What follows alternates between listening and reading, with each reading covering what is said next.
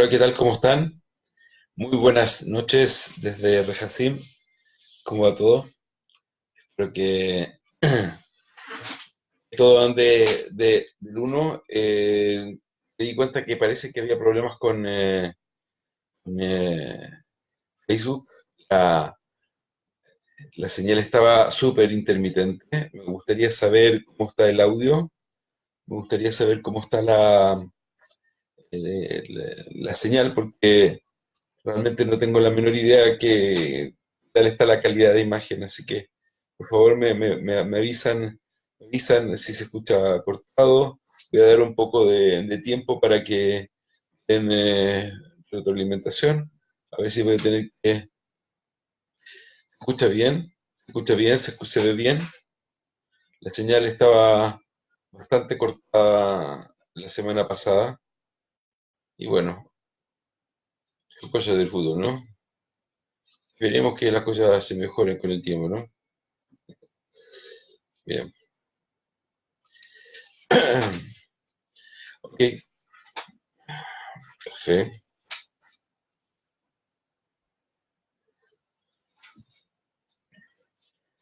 Ok, estamos en la conciencia de la semana para aquellas personas que se incorporan a las clases. Lo que hacemos es ir leyendo la parashá de la semana, lo que se lee en las sinagogas,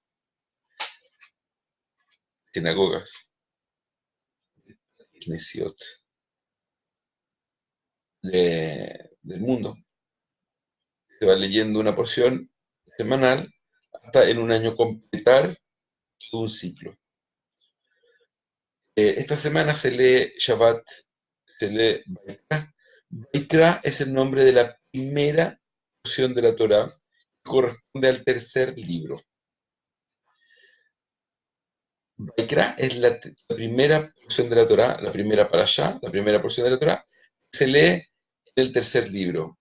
¿Cuál es el primer libro? El primer libro se llama Bereishit. Bereishit. Muchos secretos de la palabra Bereishit. Es el momento de empezar a revelarlos. Gente que le carga cuando digo voy a revelar un secreto. Como que si yo fuera el que lo revela. Pues viene Shemot. No quiere decir que alguien por medio mío, no, están todos escritos. Son, está el libro de Shemot, que significa nombres. Breshit lo traducen como Génesis. Segundo lo traducen como Éxodo, pero realmente se traduce como Shemot, nombres. Y el tercero, se traduce como Levítico, realmente se dice Baikra. ¿Qué se llama Levítico? Porque es el trabajo que se hacía en el templo. Y ahí se hace todo el trabajo de los Leví, la tribu de Leví, que los Coanim también son de la tribu de Leví, por si acaso.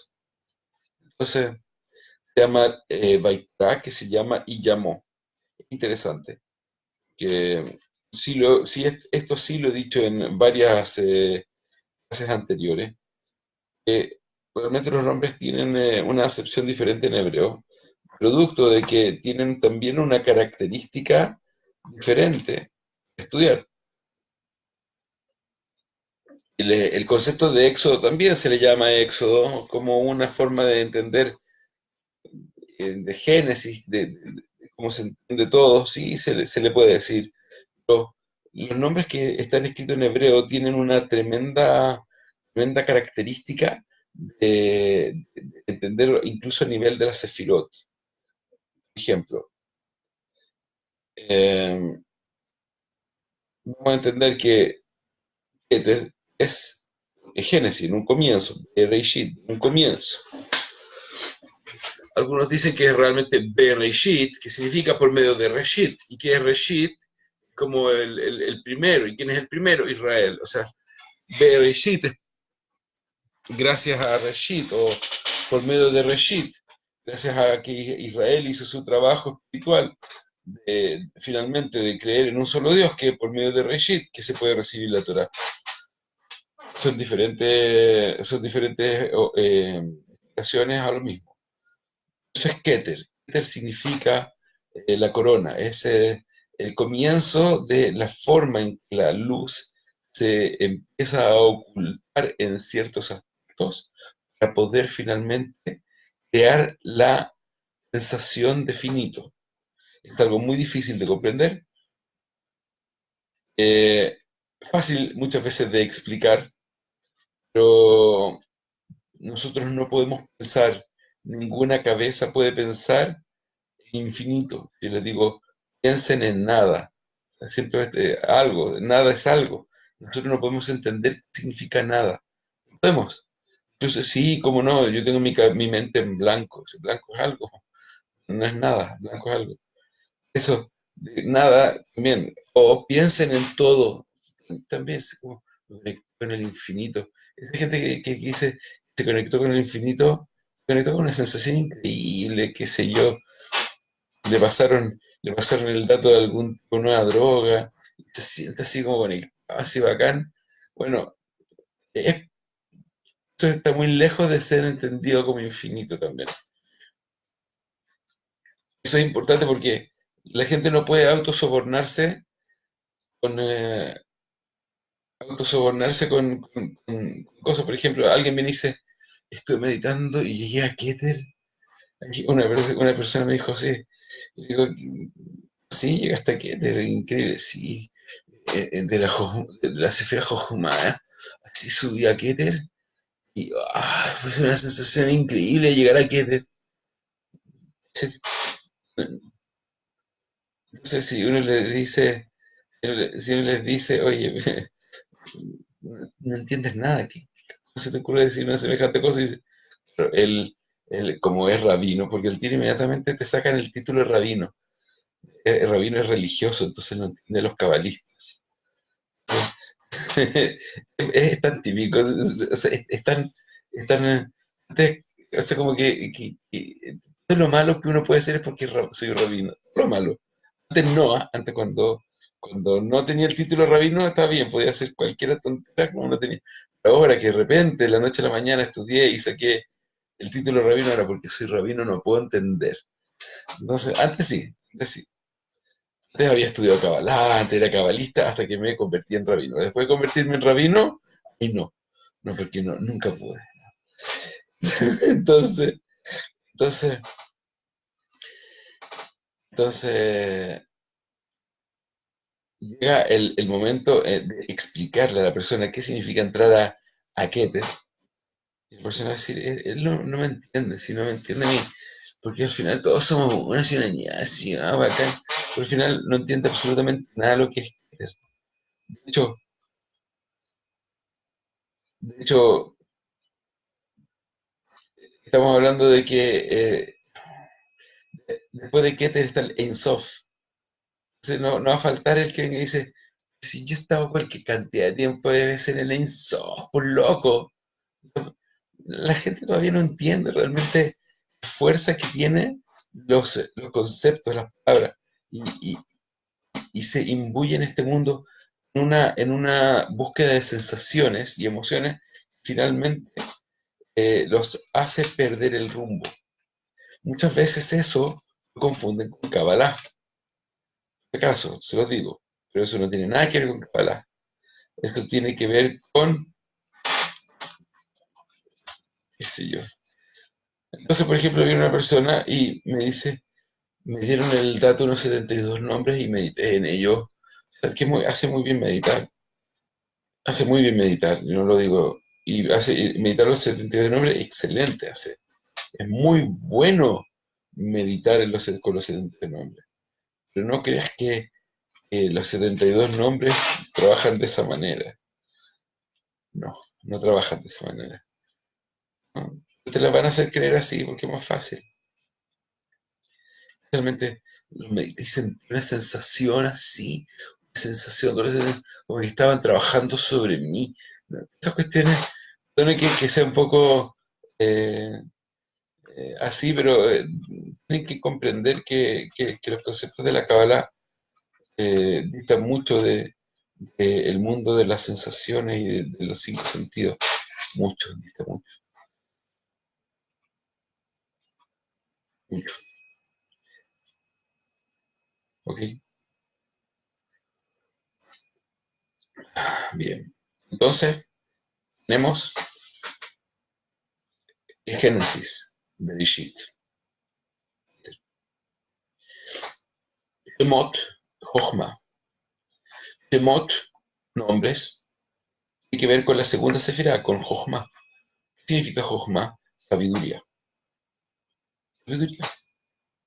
Cuando uno, fíjense que qué buena relación tiene, porque dice, bueno, que con nombres, aprendes los nombres, no solamente los 71 nombres y las meditaciones, no, aprendes todo. Cuando tú a un niño le vas enseñando a nombrar las cosas, cuando un,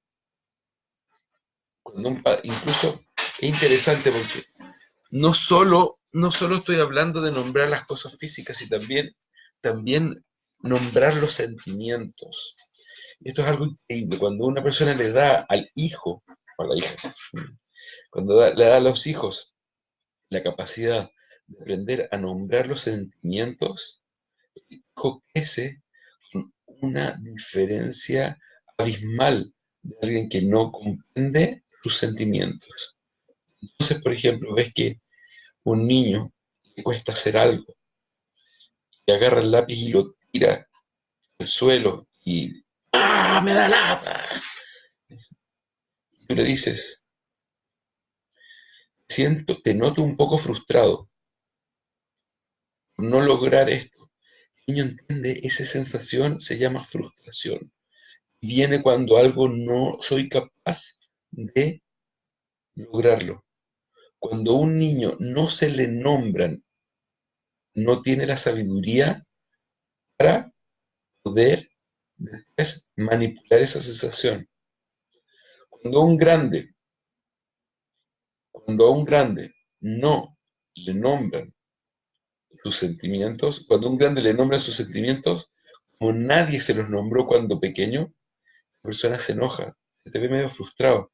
¿Cómo se te ocurre? No estoy frustrado. Estoy enojado. No estoy enojado. Digo, ¿no? Porque no está acostumbrado a comprender su interior. ¿No? Falta de jojma, de sabiduría. Eso es lo que falta hoy en día en las crianzas de las nuevas generaciones. El entendimiento de las nuevas sensaciones, el entendimiento de las emociones. Ahora viene Binah, es Vaikra, fíjense, Shemot, nombres. Vaikra, Levítico, llamó. Es el mismo nombre que ahora lo puedes manipular. Esto es entendimiento. Binah significa entendimiento. Es la tercera sefirá. Keter Jochma Binah. Lona, sabiduría, entendimiento. Vaikra es entendimiento. O sea, ¿cómo se puede entender algo? Primero, ingresando algo completamente neutral. Tú ingresas algo neutral a tu vida y luego de eso puedes decir que se llama entendimiento.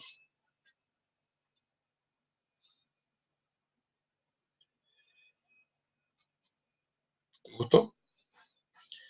Entonces, ¿qué es lo que tenemos en este libro? Tenemos todo el trabajo de los sacerdotes. Un poco. ¿Qué tipo de entendimiento aparece en este libro?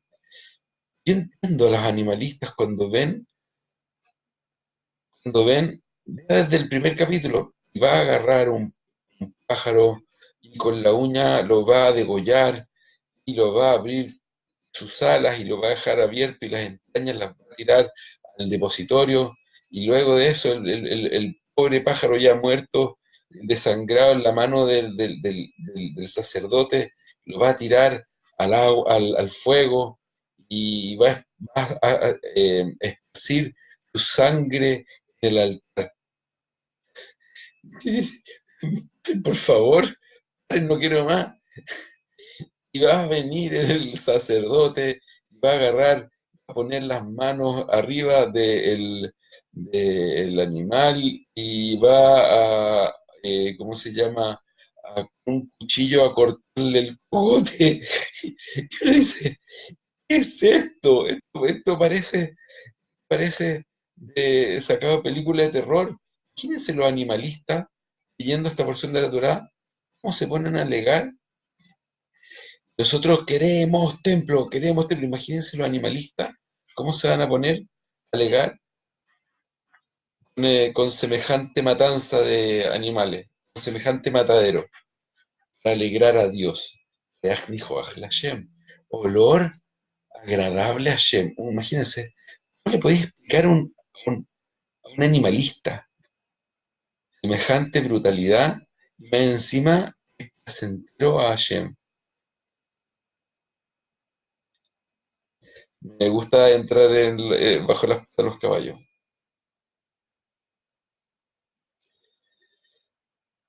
Se entiende, ¿no? Imagínense, tienes un templo. Se supone que el templo más sagrado, lo más sagrado. ¿Y qué se hace ahí?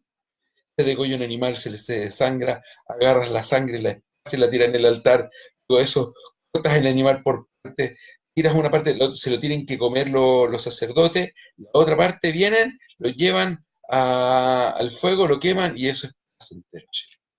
Obviamente que no estoy negando esto, solamente lo estoy mostrando desde una parte que es completamente entendible para muchos y se tiene que entender que mucha gente puede soportar este tipo de lectura y dice, ¿y esto qué tiene que ver con santidad? Me gustaría, me gustaría saber de la red, ustedes pongan yo, pongan una carita feliz, no sé, o incluso con la mano así en la pantalla. ¿Quién de ustedes está de acuerdo conmigo de que parece algo tremendamente brutal esto? Yo estoy de acuerdo, ¿ah? Parece brutal. Así de simple, ¿cierto? Es verdad, es brutal.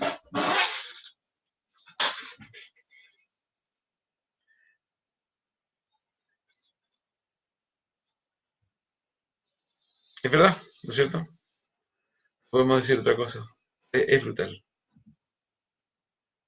Y podemos decir también, bueno, sí, libro de hombres, porque ahora ya ahora es de hombres. Entonces ya se le sacamos lo santo porque obviamente Dios no quiere eso, quiere esto otro, porque como a mí no me gusta esto, Dios también no le gusta, porque yo, sí, lo que a mí no me gusta, a Hashem no le gusta. O sea, es difícil entender esto.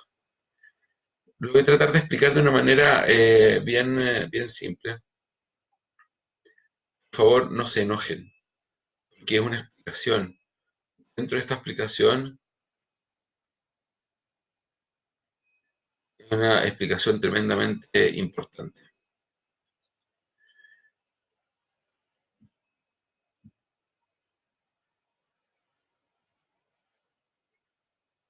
Me encanta comer carne, me encanta. Un asado. No sé si estoy. Les voy a explicar desde otros. Les voy a explicar desde el aspecto de lo que una persona sentía cuando degollaban un animal enfrente de él. La palabra corbán significa sacrificio, ofrenda. Y la palabra la de acercar a Hashem. También viene la palabra krav, que significa guerra. ¿No? Guerra. En otras palabras, cuando nosotros estamos hablando de corbán, la de acercar, de acercar,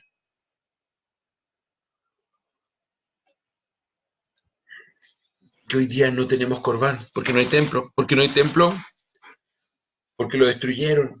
¿Qué lo destruyeron? Porque entraron los romanos. ¿Por qué entraron los romanos? Llega al final que no hay conciencia de templo. No hay conciencia de templo. No tenemos la conciencia de templo. Si tuviésemos la conciencia de templo, habría templo. Como no tenemos la conciencia de templo, fíjense, por ejemplo, una cosa. La, Cuando los últimos años del templo, el Sanedrín se autoexilió del templo, se autosalió, se autoexilió del templo. ¿Qué? Porque cuando Sanedrín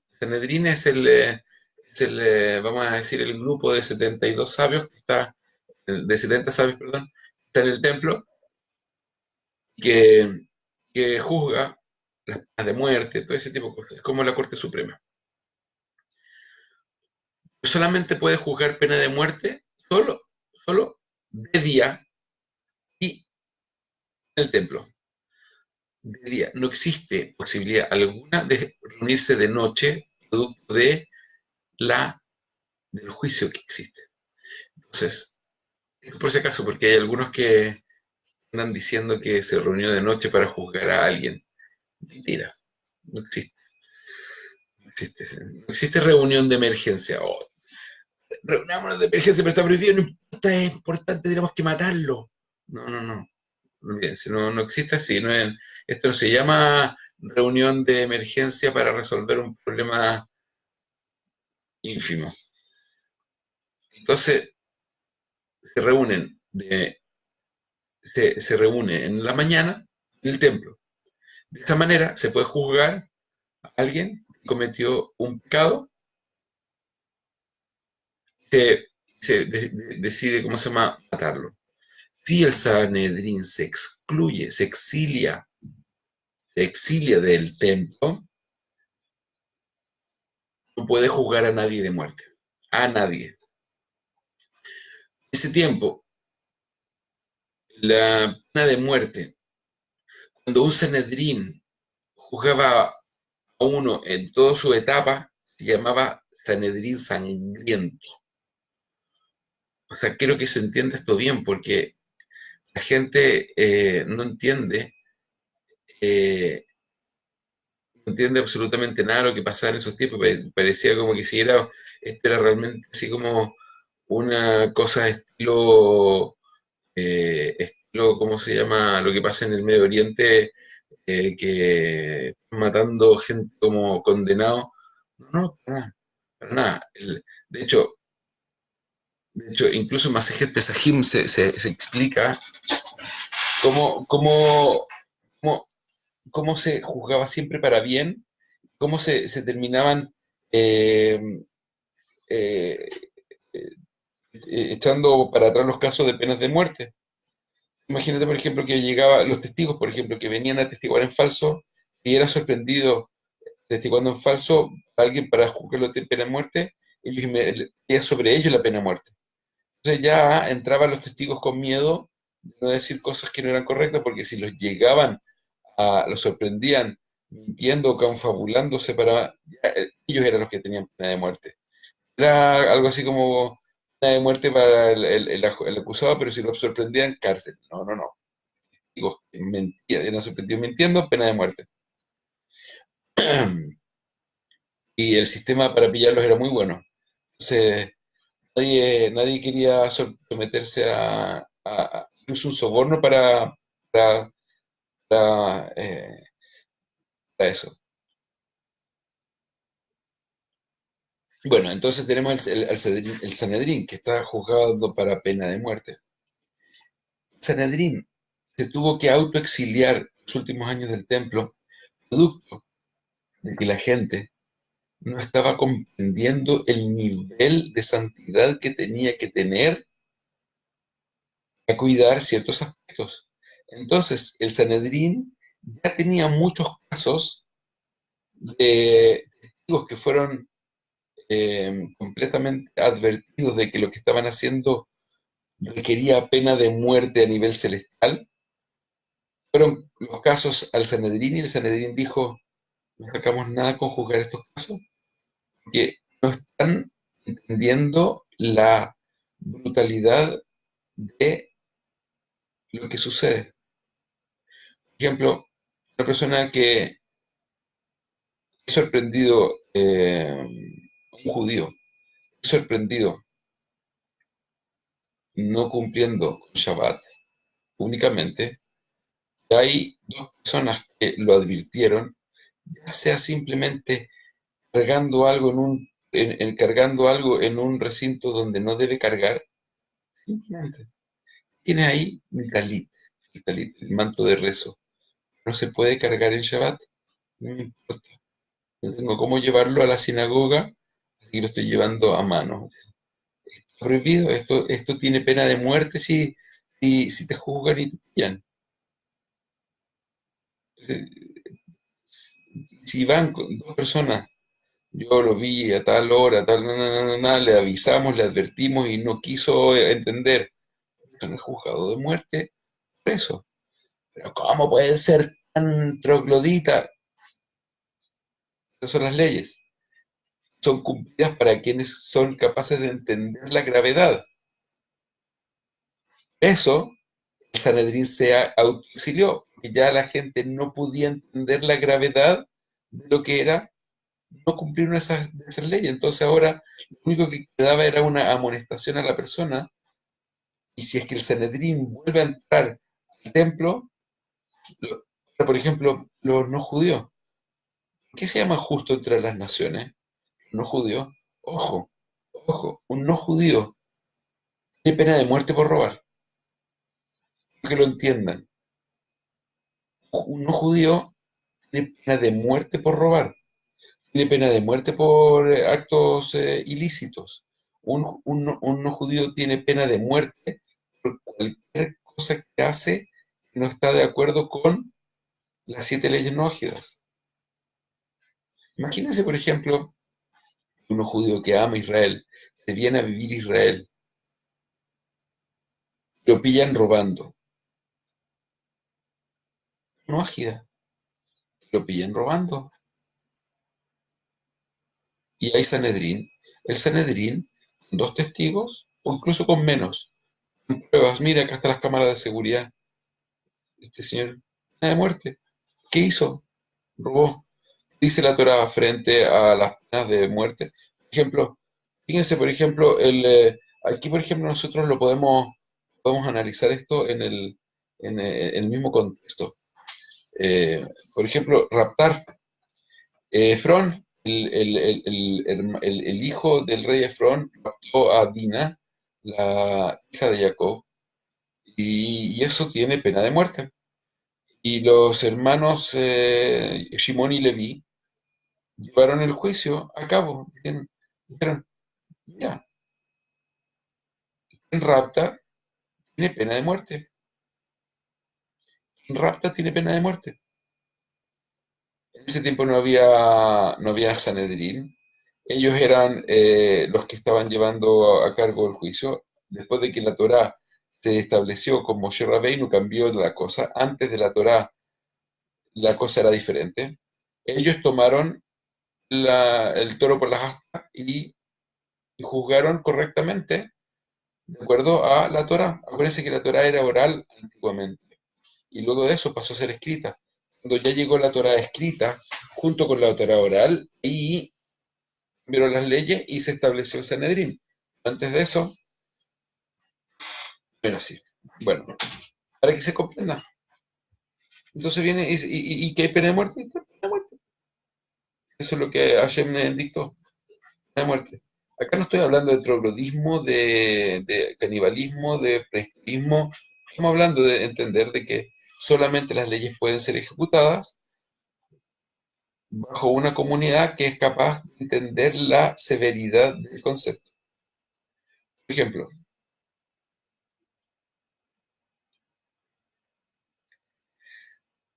un grupo de personas viene y dice nos vamos a juntar, entendemos la severidad del consumo de drogas, la severidad del consumo de heroína, si sabemos que dentro de nosotros que vamos a vivir en comunidad, sabemos de alguien que está eh, leyendo heroína o algún tipo de droga, cocaína entre nuestro grupo, vamos a expulsarlo de manera inmediata.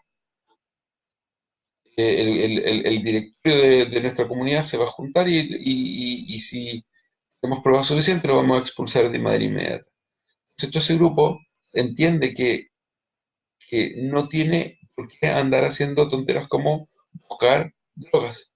Pero viene la generación de los hijos, entienden que existe una tremenda ley que dice no. pero uno de esos empieza a salirse del camino y el otro también se empieza a salir del camino. Ahora dicen, ¿qué es de malo tanto en el consumo de droga? Y empieza a cuestionar la razón de ser de este grupo. Finalmente este grupo dice, bueno, a esto los tenemos que expulsar porque están trayendo droga a la comunidad. Entonces viene y dice, pero ¿cuál es el problema? Si vamos a tener que hacer algo. O cambiamos las leyes, o lo expulsamos. Y las leyes de la Torah no se cambian. Así que se tiene que buscar la manera de convivir con la gente que no tiene la capacidad de entender la gravedad a nivel celestial del hecho de no cumplir con lo que Hashem te manda. Tanto para no agias como para...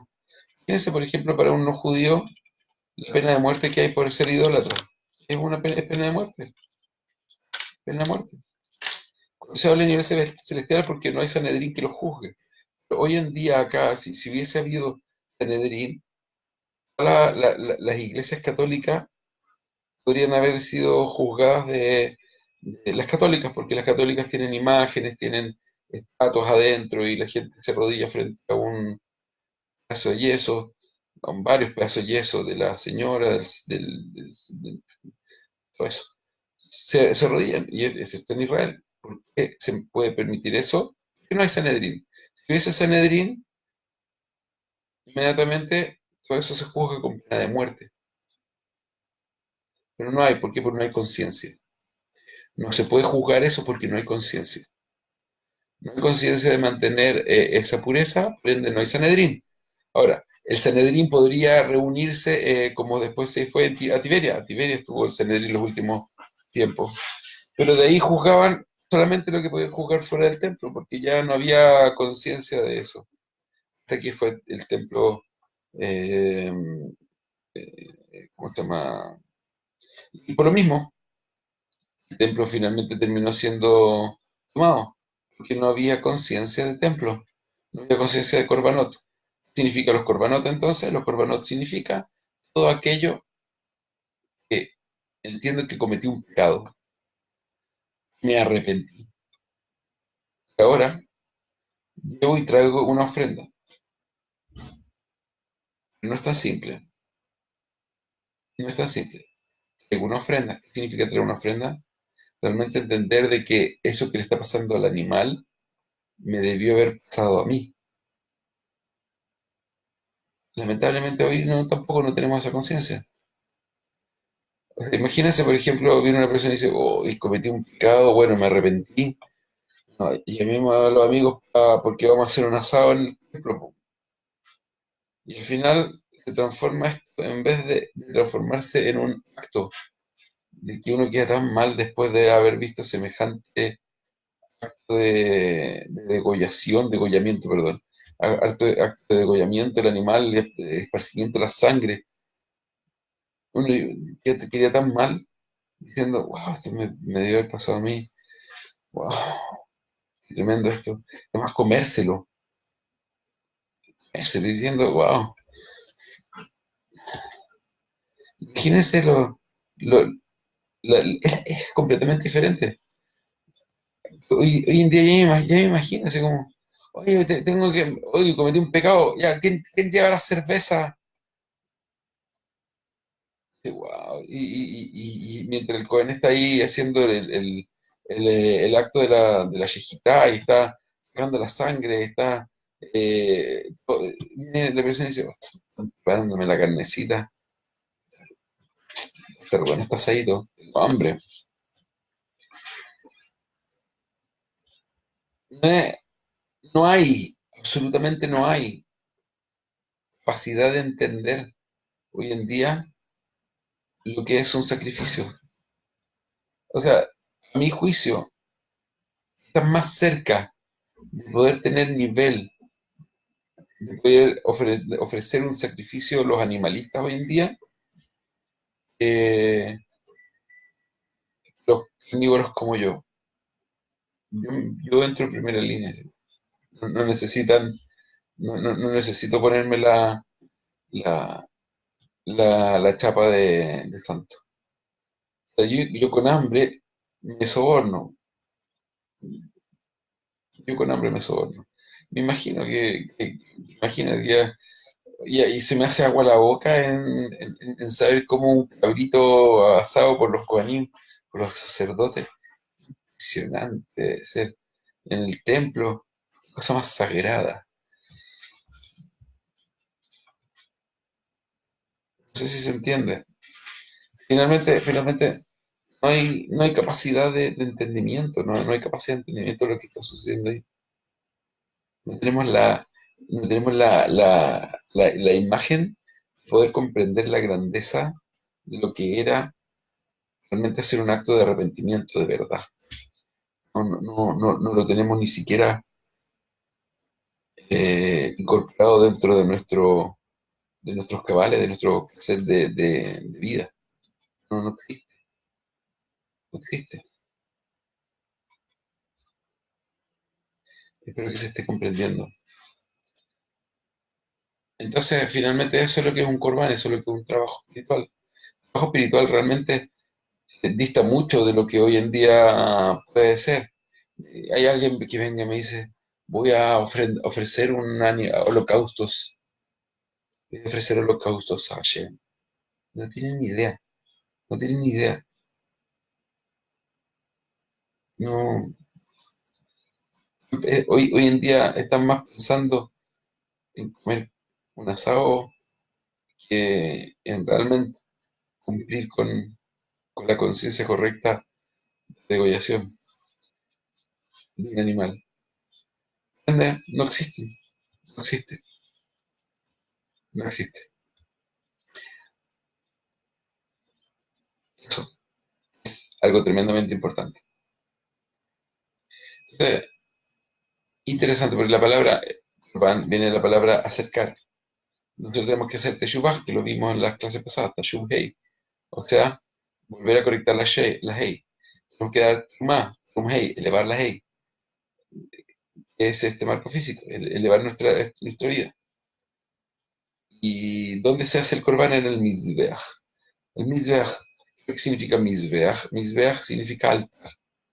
Pero Mizbeach son las iniciales de Mem, Malhut, Zain, Zeirampin, Bet, Bina, Het, Jochma, Mizbeach.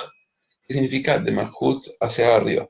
O sea, de alguna manera, cuando se hacían los korbanot, lo que se hacía era una conexión desde abajo hacia arriba, y que desde arriba hacia abajo también se conectara. Era la forma de poder hacer la conexión. Es interesante, porque como algo tan físico llegaba a lograr algo tan espiritual. Y esto, obviamente, esto ya ahora vamos a un nivel un poco más bajo, pero no menos elevado. Se tiene que comprender de que el concepto de comer carne de animales es un concepto que fue creado por el mismo Hashem para nuestra alimentación. O sea, en otras palabras, Hashem cuando crea el mundo, lo crea con diferentes reglas. Cuando Noah pecó, cuando la comunidad de Noah pecó, con todos los cortocircuitos que se hicieron en el tiempo de Noah, Hashem ahí le ordenó a Noah que lleve animales kasher. ¿Cómo Noah sabía qué animales eran kasher? Dijo, los animales que son kasher, lleva siete parejas de cada uno. Ok, él sabía, pezuña hendida, Noah, un judío, sabía que existían animales kasher. Sabía que existían animales que tenían ciertas características que los hacían kasher. Finalmente empezaron a hacer sacrificios. Y esos animales comía. Dijo, tienes que comer de estos animales. Pero, ay, esto es tremendo, voy a comer carne de animales, en ese tiempo eran todos vegetarianos. Lo que te ordenó comer carne al fuego. Pero no cumplió, comió carne. Desde ahí, La carne fue algo tremendamente importante dentro de la alimentación de cualquier personaje, dentro de la alimentación de cualquier persona. La carne fue algo tremendamente necesaria, rica.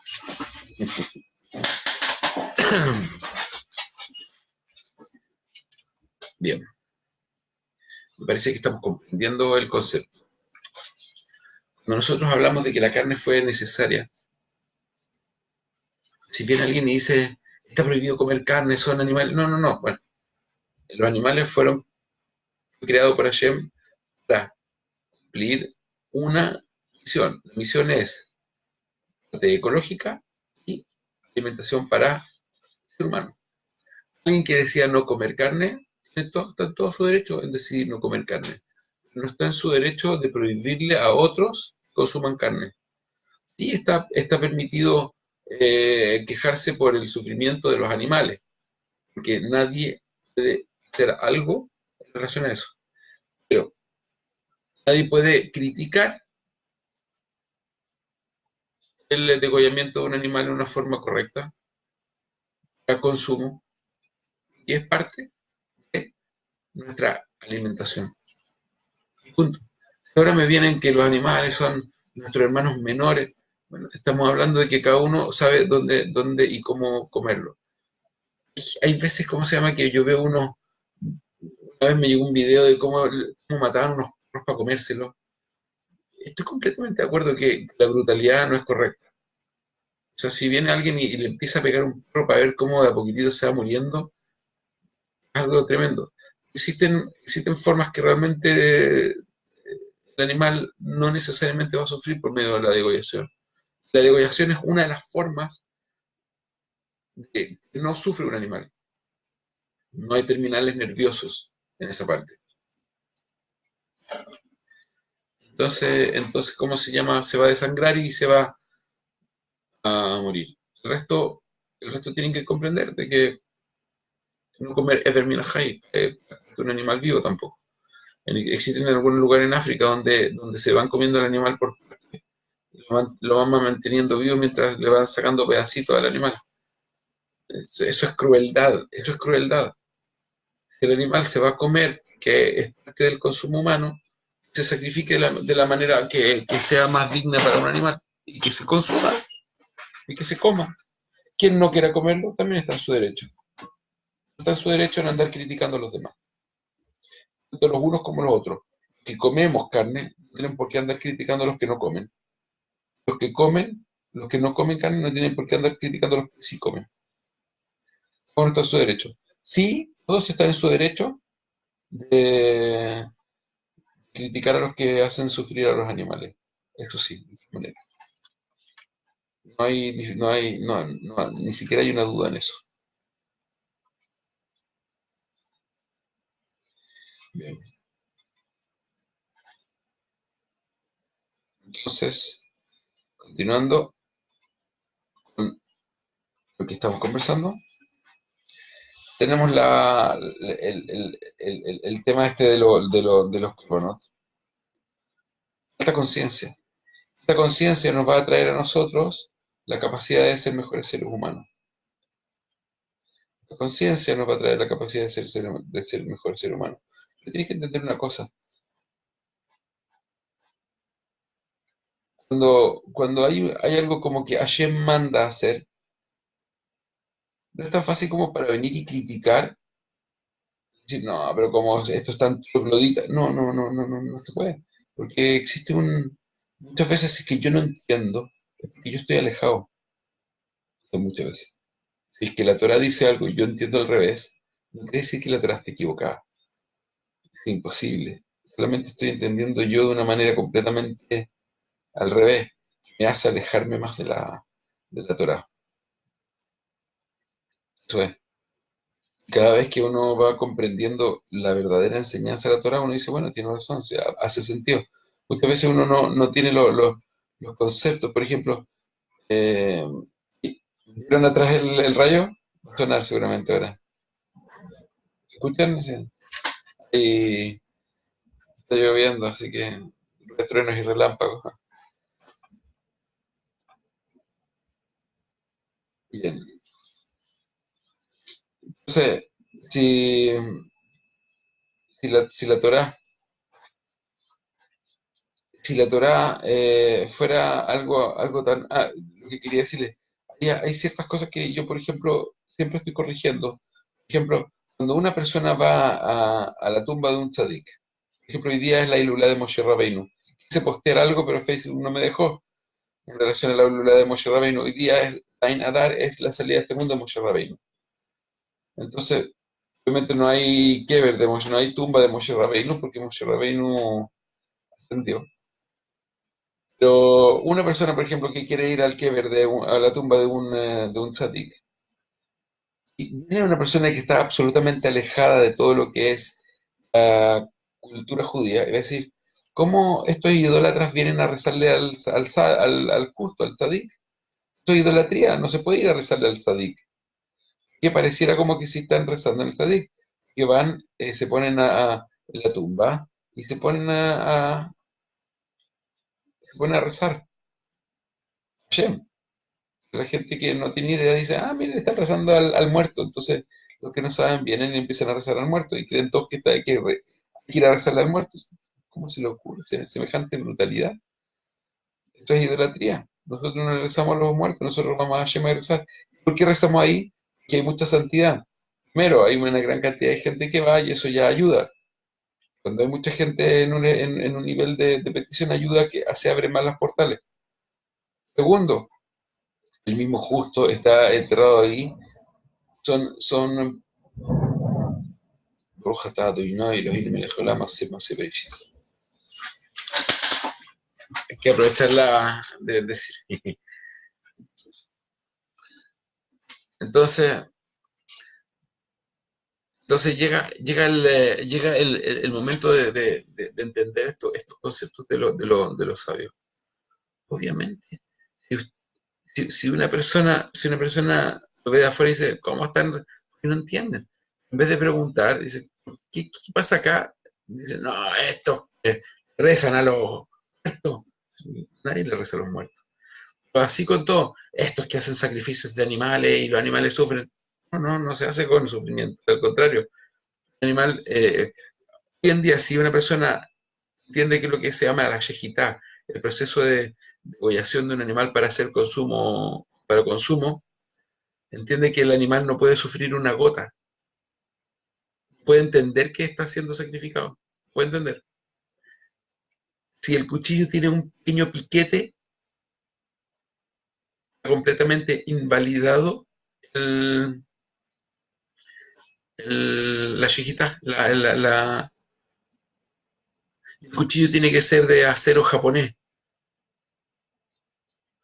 o sea, algo realmente la creme de la creme en filo.